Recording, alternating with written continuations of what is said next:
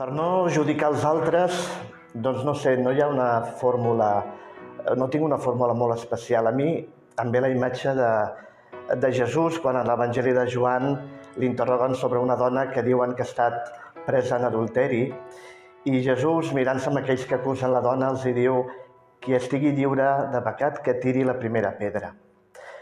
Diu l'Evangeli que tothom va marxar, tothom era conscient de que no era perfecte, de que no podien jutjar aquella dona sense jutjar-se ells mateixos. I crec que aquesta és la fórmula, en realitat. Si no vull jutjar el germà, el primer que haig de fer és mirar-me a mi mateix, mirar i entendre que potser amb les mateixes circumstàncies, amb les mateixes pressions, jo podria fer exactament el mateix que estic jutjant a l'altre. Per tant, la fórmula, mirar-me profundament a mi mateix i no creure'm tan perfecte com a vegades em penso que sóc.